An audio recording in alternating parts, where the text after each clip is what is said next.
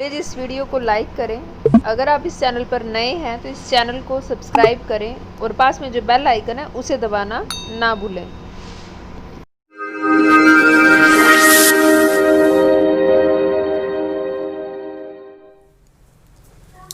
Good morning learners. जैसा कि कल आपको कहा था कि मैथ्स की एक्सरसाइज स्टार्ट की जाएगी आपकी, तो मैथ्स की आपकी 1.1 जो एक्सरसाइज है वो आपके सामने ये है। इसके अंदर देखो शो किया जा रहा है। फर्स्ट क्वेश्चन आपका है, following number lines show the temperature in degree Celsius at the different place on a particular day.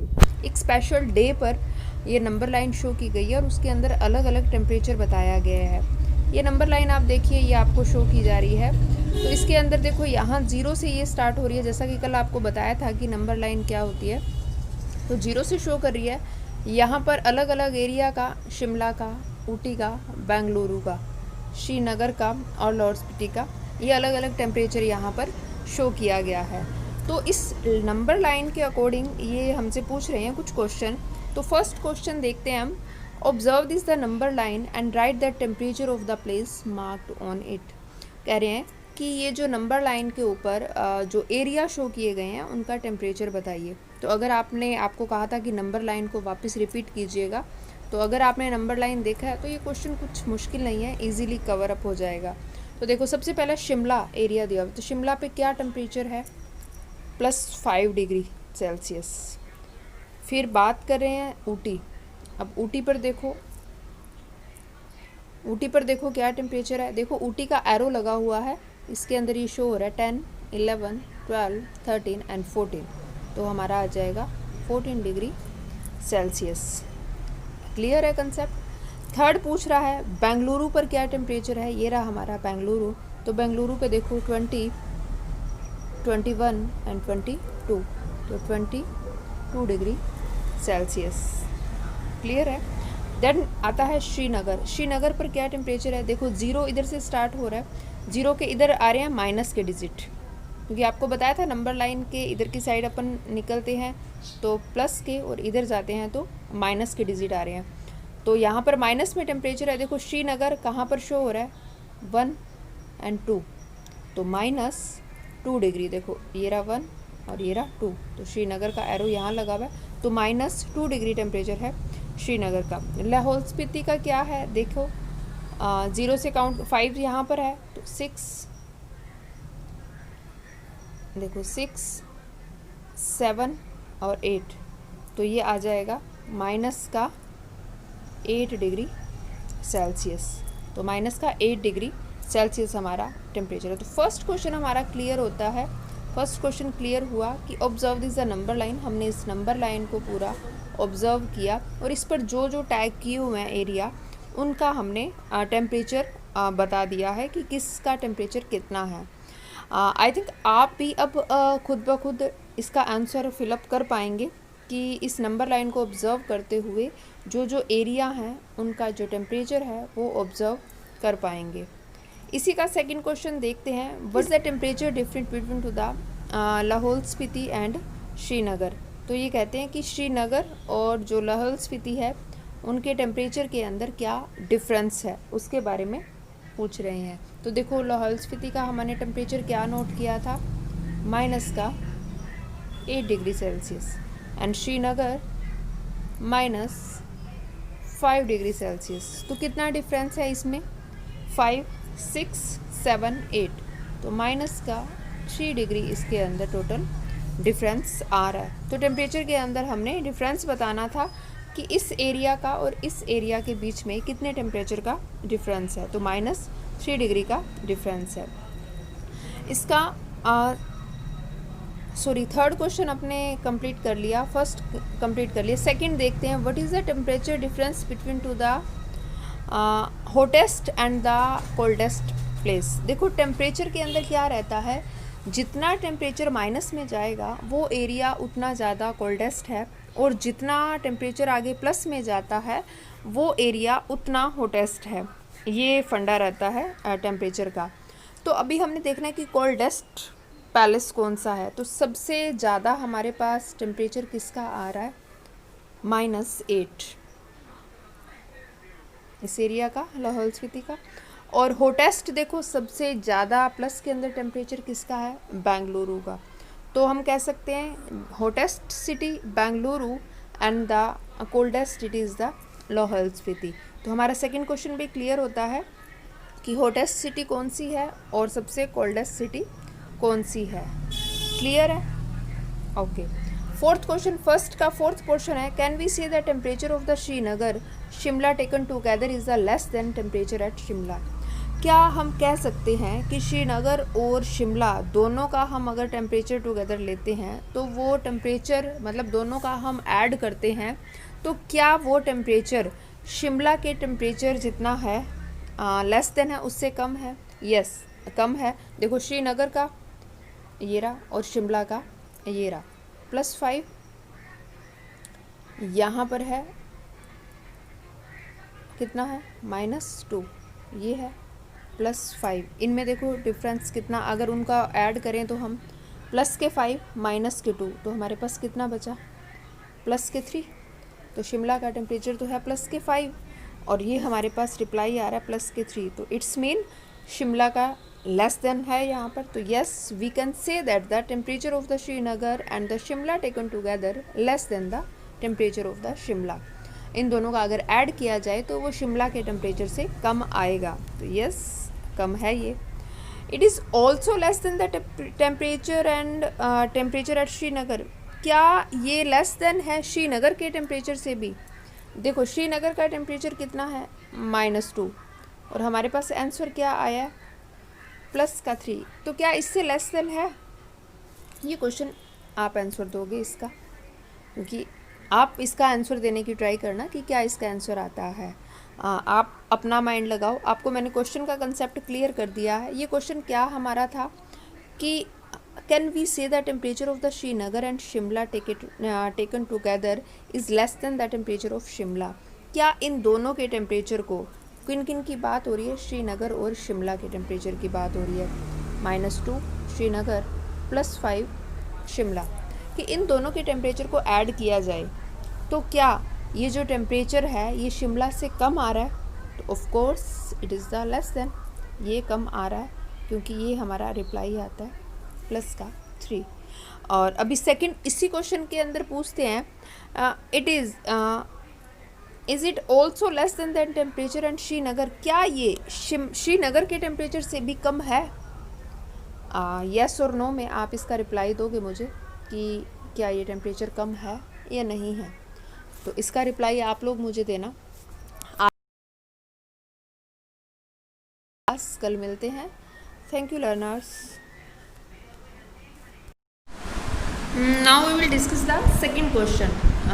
In the quiz, positive marks are given for correct answer and the negative marks are given in the incorrect answer.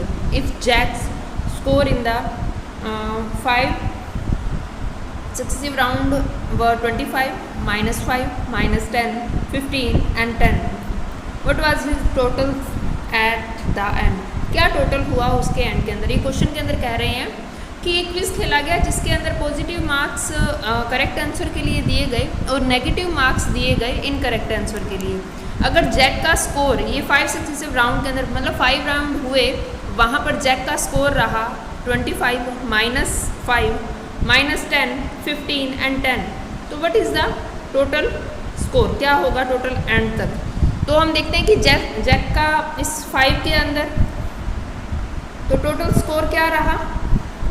Total score जब हमें करना होगा तो हमने क्या करना है, 25 plus -5 plus -10 plus 15 and plus 10।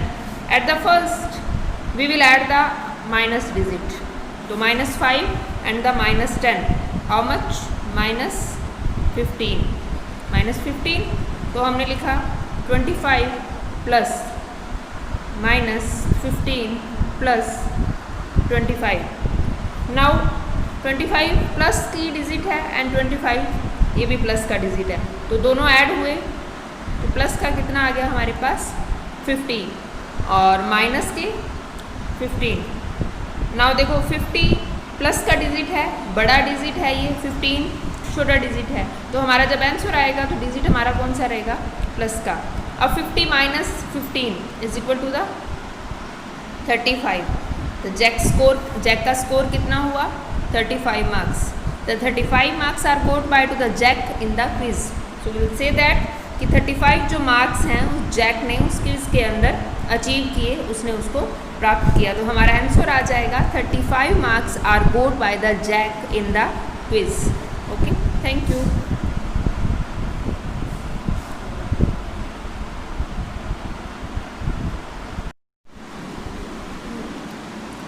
Now we will discuss the third question. Third question is the math.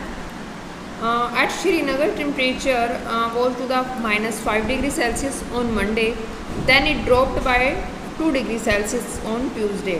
कहते हैं कि श्रीनगर का जो टेम्परेचर है, जो टेम्परेचर था वो माइनस 5 डिग्री सेल्सियस था मंडे को, एंड देन ही ड्रॉप्ड, वह ड्रॉप्ड हुआ, ड्रॉप हो गया, ड्रॉप डाउन हुआ, नीचे हुआ 2 डिग्री सेल्सियस ऑन ट्यूसडे।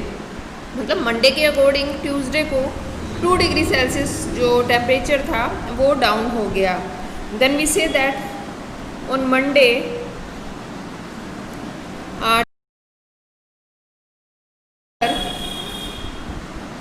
कितना था, minus 5 degree Celsius. Okay, and the Tuesday dropped, और ट्यूसडे को कितना हुआ,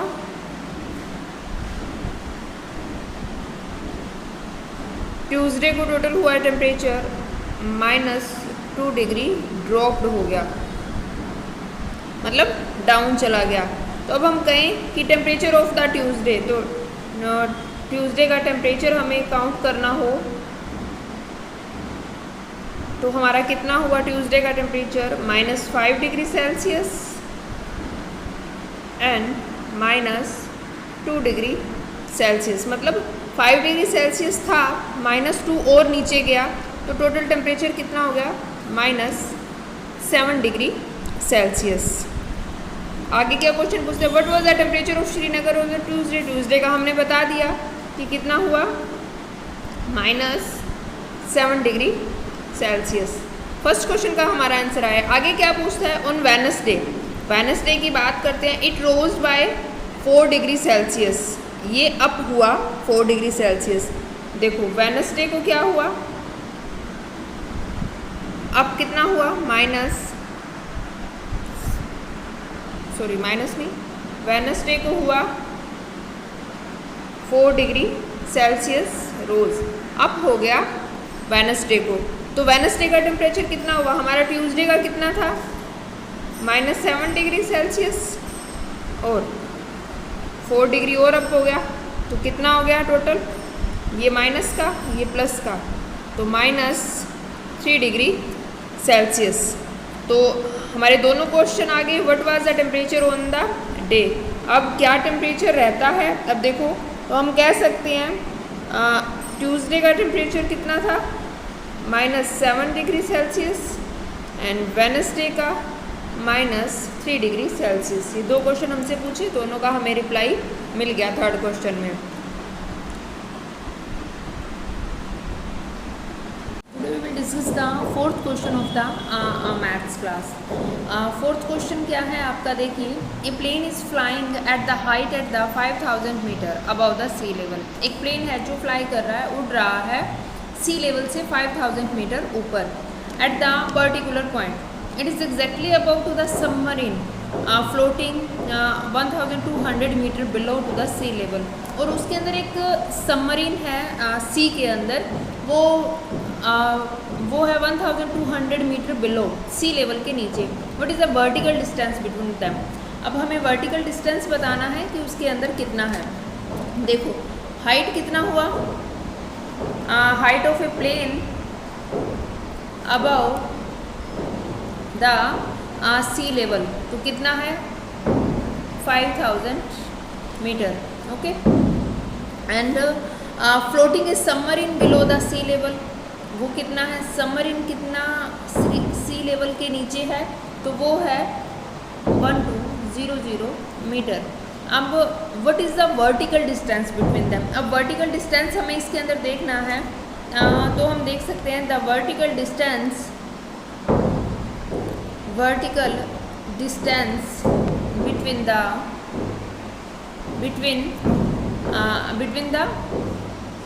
प्लेन एंड द सबमरीन। तो दोनों को ऐड कर देंगे, तो दोनों को ऐड किया तो हमारे पास आया 5000 plus 1200 metre is equal to the 6200 metre, 6200 metre. तो हम कह सकते हैं the vertical distance the plane 200 metre. Clear है? Okay, now start the fifth question. Mohan deposits the 2000 in the bank account. Mohan ने अपने बैंक अकाउंट के अंदर डिपॉजिट करवाए 2000 रुपये। विड्रॉल 1640 रुपये for the next day. Next day उसने अपने अकाउंट से विड्रॉ कर लिए 1642 रुपये। If withdrawal of a amount from the account is represent by the negative integer, then how will we represent the amount deposit? Find the balance. हमें balance बताना है कि विड्रॉल के बाद कितना बैलेंस उसके अकाउंट के अंदर रहा। तो सिंपल सा चीज़ है इसके अंदर। तो मोहन के कितना डिपॉजिट था 2000 रुपीज़, उसने विड्रॉल कितना कर लिया 1600 रुपीज़, तो ड्यू कितना रहेगा 500 रुपीज़। क्लियर था? The balance of the Mohan account after the withdrawal is the 358 rupees. Okay fine. ये दोनों क्वेश्चन आई थिंक क्लियर हो गए होंगे। अगर फिर भी कोई क्वेरीज हो या कुछ समझ ना आया हो तो आप मैसेज के अंदर आप पूछ सकते हैं और उसके अंदर आप क्लियर कर देना कि मैम ये समझ नहीं आया और ये आप दोबारा करवा दीजिए। Thank you children's.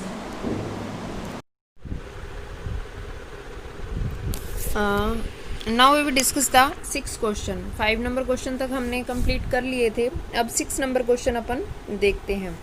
6 number question क्या कहता है? Rita goes the 20 kilometre towards east. देखो इस नंबर लाइन को देखिएगा, अपने यहाँ से चलने हैं, ये यहाँ से A to B and A to C, ये 3 लाइनें हैं हम लोगों के पास। तो इस नंबर लाइन को हमने देखना है।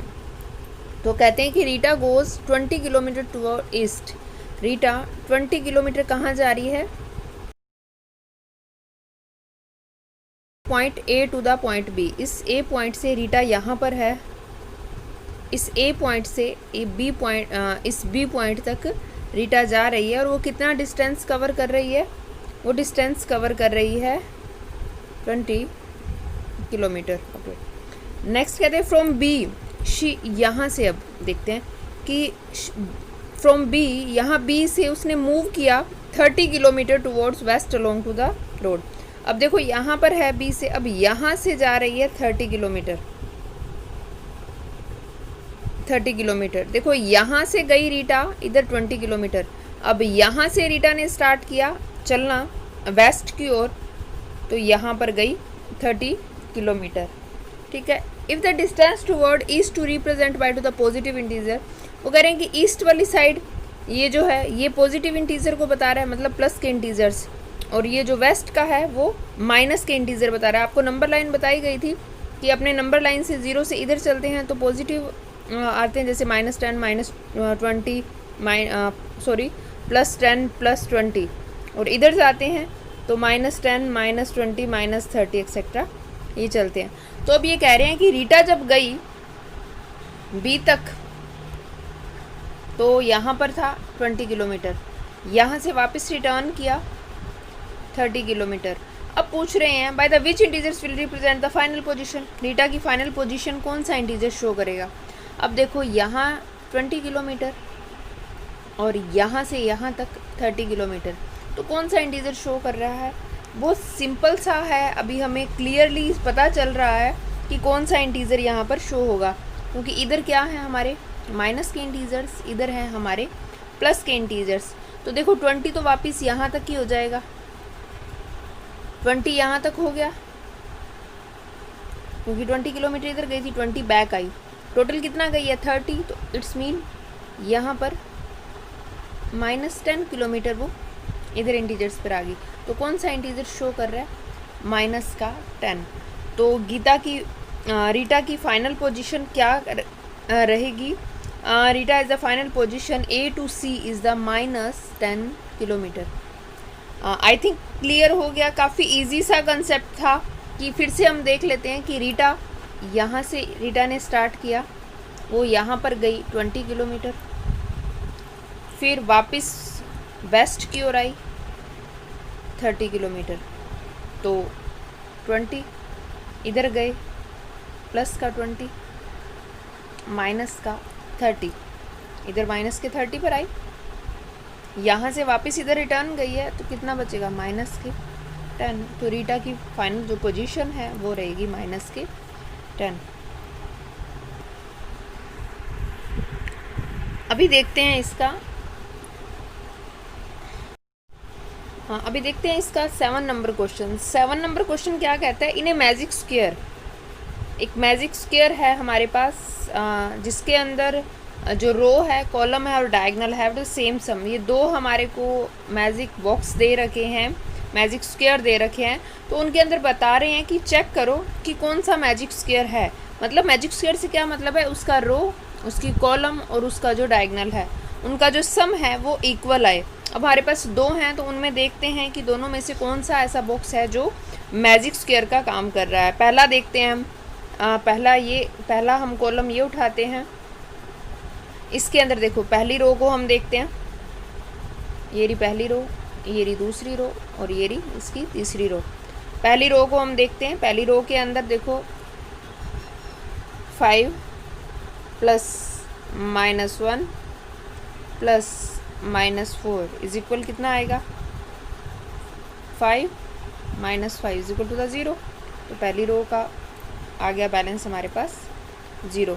अब दूसरी रो पर चलते हैं, -5 प्लस -2 प्लस 7, तो ये भी हमारे पास कितना आ गया,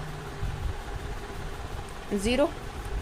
थर्ड पर चलते हैं, 0 प्लस 3 प्लस -3, ये भी आ गया हमारे पास 0। इसमें तीनों रो का जो हमारे पास है, जो सम है वो आ रहा है 0। अभी तीनों कॉलम का देखते हैं, कॉलम मीन ये थी हमारी रो, ये हैं हमारे कॉलम। अभी कॉलम को देखते हैं, तो कॉलम का टोटल क्या रहता है, 5 प्लस -5 प्लस 0, हमारे पास कितना आ गया, ये भी 0 आ गया। अभी देखते हैं -1 -2 प्लस 3, तो माइनस के 3 प्लस के 3, ये भी हमारे पास आ गया टोटल 0। और -4 प्लस 7 प्लस -3, तो ये भी आ गया हमारे पास 0। तो रो भी 0 है टोटल, कॉलम भी 0 है। अभी डायगनल को देखते हैं कि डायगनल भी क्या 0 आ रहा है। डायगनल से क्या है, देखो डायगनल के अंदर देखते हैं हम, तो डायगनल शो कर रहा है 5 प्लस -2 प्लस -3, तो क्या ये 0 आ रहा है, यस। डायगनल से मतलब है एक ये और एक ये, ठीक है, इनका हमने टोटल करना है। तो देखो इसका 5 प्लस -2 प्लस -5, ये भी 0 आ रहा है। अभी इसका करके देखते हैं, -4 प्लस -2 प्लस 0, ये 0 नहीं आ रहा। देखो हमने इस तरह हमने टोटल किया, तो यहाँ पर 0 आ गया कॉलम का, सेकंड कॉलम का, थर्ड कॉलम का। जब रो वाइज किया तब भी यहाँ 0 आ गया। फिर हमने डायगनल किए, तो यहाँ इस डायगनल का तो 0 आ गया, लेकिन जो ये डायगनल है इसका 0 आंसर नहीं आ रहा, ये 0 के बराबर नहीं आ रहा। इट्स मीन ये जो हमारा बॉक्स है ये तो मैजिक स्क्वायर नहीं है, क्योंकि इसमें बाकी सब तो इक्वल आ रहे हैं, लेकिन ये जो ये डायगनल है वो इक्वल नहीं आ रहा। तो अभी हम दूसरा चेक करते हैं कि जो दूसरा बॉक्स है वो मैजिक बॉक्स है या नहीं है। पहले हम देखते हैं 1 प्लस, पहले हम रो देखेंगे फिर हम कॉलम देखेंगे। तो पहली रो में देखते हैं 1 प्लस -10 प्लस 0, तो कितना आ रहा है, -9। दूसरी रो -4 प्लस -3 प्लस -2, तो ये आ रहा है -9, ठीक है। तीसरा -6 +4 प्लस -7, तो ये भी आ रहा है हमारे पास -6 और 7 13 4 -9 आ जाएंगे। तो ये जो हमारी रो है सबका आंसर आ रहा है -9। ओके, अब हम कॉलम को देखते हैं। कॉलम के अंदर सबका आ रहा है 1 प्लस -4 प्लस -6, तो आ रहा है 6 और 4 10, माइनस के 10 और प्लस के 1, तो यहाँ आ रहा है हमारा -9। अभी दूसरा देखते हैं दूसरा इसके अंदर माइनस के 13 प्लस के 4, ये भी आ रहा है हमारा -9। अभी देखते हैं 0 प्लस -2 प्लस -7, तो ये भी आ रहा है हमारा -9। तो मतलब जितने भी कॉलम हैं और जितनी भी रो हैं तो सबका आंसर क्या आ रहा है हमारे पास -9। और यहाँ पर सबका आंसर हमारे पास क्या आ गया था 0 0 0। मतलब ये रो और कॉलम के अकॉर्डिंग तो इक्वल है, लेकिन अभी देखते हैं डायगनल, क्योंकि यहाँ पर डायगनल का तो 0 आ रहा था लेकिन इस डायगनल का 0 नहीं आ रहा था। यहाँ पर देखते हैं क्या इस डायगनल का -9 आंसर आ रहा है और दूसरे का भी -9 आंसर आ रहा है या नहीं। तो पहला डायगनल देखते हैं 1 प्लस -3 प्लस -7, तो देखो 7 और 8 -8, सॉरी 7 और 3 -10 प्लस 1 -9, इस डायगनल का आंसर आ रहा है हमारे पास -9। अब दूसरा डायगनल देखते हैं हम 0 प्लस -3 प्लस -6, तो ओबियसली -9 आंसर आ रहा है। इट्स मीन ये जो कॉलम है हमारा, जो सेकंड स्क्वायर है वो है हमारा मैजिक स्क्वायर। ओके, क्लियर है? में भी क्लियर हो गया होगा, काफ़ी इजी सा पोर्शन था। पहला हमें इसका निकालना था, दूसरा इसका निकालना था। अगर इसका रो कॉलम एंड डायगनल तीनों अगर इक्वल आ रहे हैं तो इट्स मीन ये मैजिक बॉक्स है, अननेसेसरी ये मैजिक स्क्वायर नहीं है। तो इसमें हमारे सभी आंसर सेम नहीं आ रहे थे, सभी आंसर 0 नहीं आ रहे थे, और इसमें हमारे सभी आंसर -9 आ गए हैं। तो इट्स मीन ये जो स्क्वायर बॉक्स है ये हमारा मैजिक स्क्वायर है। क्लियर है? ओके, अब भी नेक्स्ट क्वेश्चन देखते हैं जो आपका 8th नंबर क्वेश्चन है। इसके अंदर वैल्यू फाइंड करनी है आपको ए और बी की। देखो ये एक आपको इक्वेशन दी हुई है, A minus B is equal to the A plus B. मतलब ये ए की जगह है 21। अब फर्स्ट क्वेश्चन के अंदर देखो ए की जगह हमने रखना है 21, बी की जगह क्या रखना है 18 is equal to the A क्या है 21 और ये क्या है 18। तो इक्वल करने अगर ये LHS और RHS इक्वल आते हैं तो उसकी हमें वैल्यू ही फाइंड करनी है कि क्या LHS से मतलब है ये कंडीशन और RH से मतलब है ये कंडीशन, क्या ये इक्वल आ रही हैं, उसको हमें। अब देखो 21 माइनस 18, तो इसके अंदर आ जाएगा, पहला हम सोल्यूशन देखते हैं। तो 21 और a प्लस बी, देखो 8 और 1 9, 2 और 1 3, इधर आ रहा है 39 और दूसरी साइड क्या 39 आ रहा है उसको भी हम देखते हैं। तो LHS के अंदर देखो 21, देखो ये सिचुएशन है हमारे पास a minus B is equal to the a plus B. अब a प्लस बी किया हमने 21 और 18, ये आ गया हमारे पास 13। तो RHS हमारा तो इक्वल 39 के इक्वल आ गया। अब LHS के अंदर देखते हैं 21 माइनस 18, तो 21 और ये माइनस माइनस प्लस हो गए 18, तो 39। तो LHS बराबर RHS आ गया। सिर्फ इतना ही हमें प्रूव करना है। इसी तरह अब इसका सेकंड क्वेश्चन, इसका थर्ड क्वेश्चन और इसका फोर्थ क्वेश्चन, ये आप सोल्यूशन करोगे कि किस तरह इक्वल आता है। अभी वही अपने नाइन्थ क्वेश्चन की ओर चलते हैं। नाइन्थ क्वेश्चन के अंदर सिर्फ ये सिंबल लगाने हैं। देखो जिधर की साइड ये एक सिंबल है ग्रेटर देन, लेस देन और इक्वल, तो वो सिंबल लगाने हैं। इनका सोल्यूशन करके आप देखिएगा। जैसे फर्स्ट क्वेश्चन है, जैसे वो मैं आपको सोल्यूशन कर देती हूँ। तो -8 + 4, -8 देखते हैं और +4 को देखते हैं। तो -8 और +4 कितने हो गए? -12। क्लियर है? माइनस माइनस ऐड हो गए। और यहाँ पर -8 और -4, क्योंकि यहाँ बाहर माइनस का सिंबल है, तो -8 माइनस ये +4 हो गए। तो ये हमारे पास कितना आ जाएगा? ये हमारे पास आ जाएगा -4। ये है हमारे पास -12। तो सिंबल कौन सा लग जाएगा? ग्रेटर देन, क्योंकि ये बड़ा है, ये डिजिट छोटा है। इसी तरह ए आपको बता दिया है, B C D E। ये सोल्यूशन आपको करने हैं कि क्या सिंबल लगेगा इन कॉलम्स के बीच में, वो आप शो आउट करके आओगे। क्लियर है? अभी चलते हैं हम 10th क्वेश्चन की ओर। 10th क्वेश्चन के अंदर काफ़ी क्वेश्चन इसके अंदर इंक्लूड किए गए हैं। देखो इसके अंदर एक मंकी के बारे में बताया गया। एक वाटर टैंक है, step inside a monkey in sitting on the top most step. Top most के सबसे ऊपर बैठा होता है मंकी।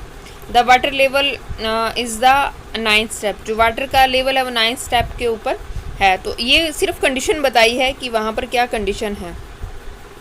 तो अभी इसके अंदर देखो, ही जंप्स 3 स्टेप डाउन। अब उसने क्या किया कि 3 स्टेप डाउन आया, 1 2 3 स्टेप डाउन आया। देखो फर्स्ट स्टेप तो जहाँ वो बैठा था, फिर 3 स्टेप डाउन आया, तो कितने हो गए? 4 स्टेप हो गए। ओके। फिर सेकंड स्टेप उसने कब जंप किया? देन जंप बैक 2 स्टेप, उसने वापस बैक किया। 4 तक पहुंच गया था वो स्टेप पर, 4 स्टेप। अब उसने वापस 2 स्टेप बैक किया, तो कौन सी स्टेयर पर पहुंच गया? 2 पर वापस। अब उसका third jump, drinking water he want to the back, for this he jumps 4 step. फिर उसने देखो अब यहाँ पर कितने पर था? ये फर्स्ट कंडीशन उसकी, ये थर्ड। अब इस कंडीशन के ऊपर पहुँचते हैं। थर्ड स्टेप क्या था? 2 पर था, तो उसने 3 जंप और आगे किया, तो कौन सी पर पहुँच गया? 5 पर। अब उसका 4th स्टेप देखो, 4th स्टेप में वो वापस बैक गया 2 स्टेप पर, तो 5 पर है, वापस 2 स्टेप बैक जाएगा, तो कहाँ पर पहुँच जाएगा? अभी 5th स्टेप देखो, इसने 3 स्टेप वापस से जंप किया, तो 3 पर था, 3 स्टेप और जंप किए, तो हाउ मच? 6 पर पहुँच गया। अब इसका 6th जंप क्या था कि ये वापस 2 स्टेप बैक की ओर आया। जैसे ही 2 स्टेप बैक की ओर आया, तो कहाँ पर था? 6 पर था, 2 स्टेप बैक जाएगा, हाउ मच? 4 स्टेप हो गया। फिर उसका 7th जंप देखो, उसने जो 7th जंप किया, 7th जंप उसका कहाँ पर था? देखो हम सबसे पहले सिर्फ ओनली इसकी जंप की काउंटिंग कर लेंगे, उसके बाद जो भी आंसर पूछ रहे हैं वो हम क्लियर बाय उसको करते जाएंगे।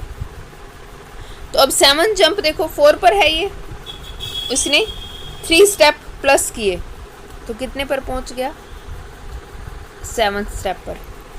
देन 8th जंप इसने क्या किया कि -2 जंप बैक हुआ, 2 जंप बैक हुआ, तो 7 पर था, तो 5th पर पहुंच गया।